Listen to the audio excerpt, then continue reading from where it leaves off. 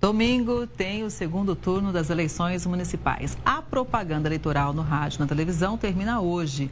Já a propaganda na rua e na internet termina só na véspera da eleição. A votação vai acontecer nas 51 cidades que têm o segundo turno. Mais de 33 milhões de eleitores vão votar para escolher prefeitos e vices. E quem traz as orientações para o eleitor é o Lutemberg de Souza Silva, que é chefe de cartório eleitoral. Bom, quais foram os principais problemas registrados no primeiro turno que os eleitores podem evitar agora, hein? Boa tarde para você.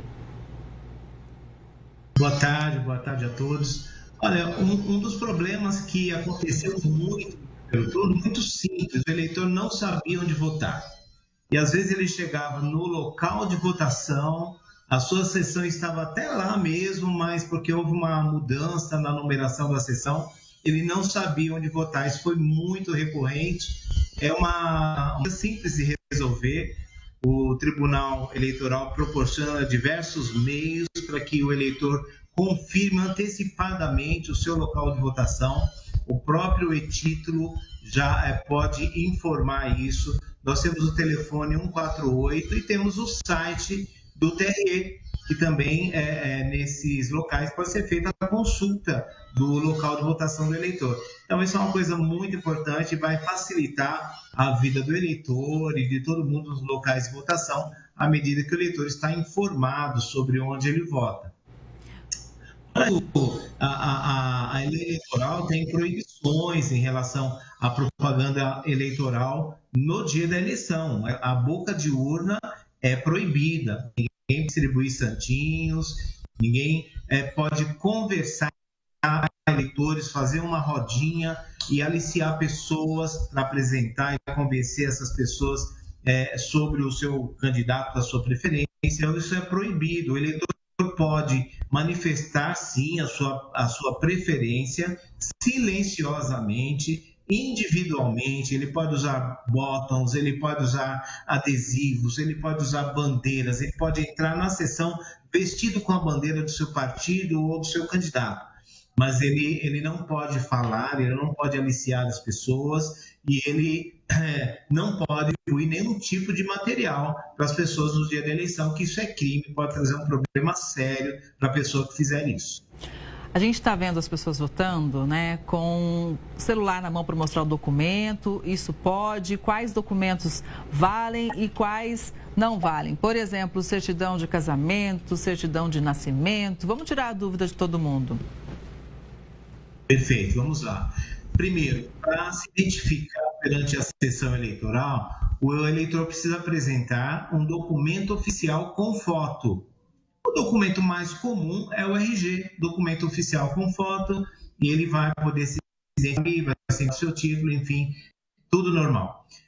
Logo, o exemplo que você citou, certidão de casamento, certidão de nascimento, elas não servem para identificar o eleitor perante a sessão eleitoral. Elas servem para outras coisas, operações no cadastro eleitoral, sim. Mas para identificar o eleitor perante a sessão eleitoral é necessário um documento oficial com foto.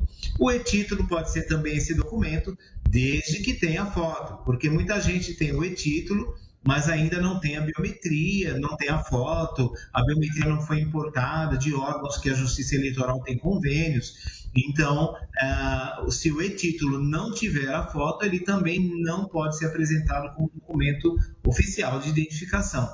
As carteiras de conselhos de fiscalização profissional, também, carteira da OAB, carteira do CRM, desde que tenha foto, elas servem como documento de identificação perante a sessão eleitoral.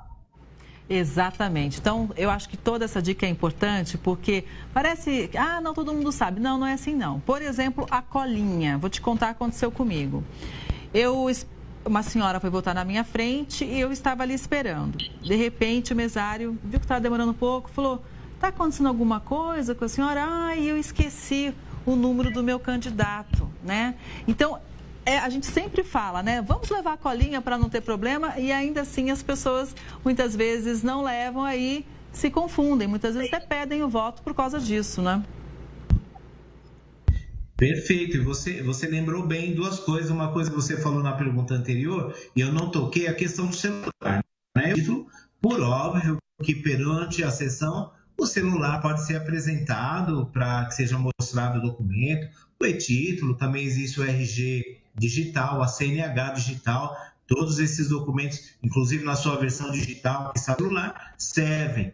Mas, a partir daí, o eleitor não pode mais portar o celular para se dirigir até a cabine eleitoral. A orientação da resolução do TSE é que o eleitor desligue o celular e deixe num local, geralmente uma mesinha que está ali ao lado da cabine eleitoral, à sua vista, inclusive, para que ele não entre para a sessão eleitoral, para a cabine, digo, com o seu celular em mãos. Isso é para evitar que haja uma quebra do sigilo do voto.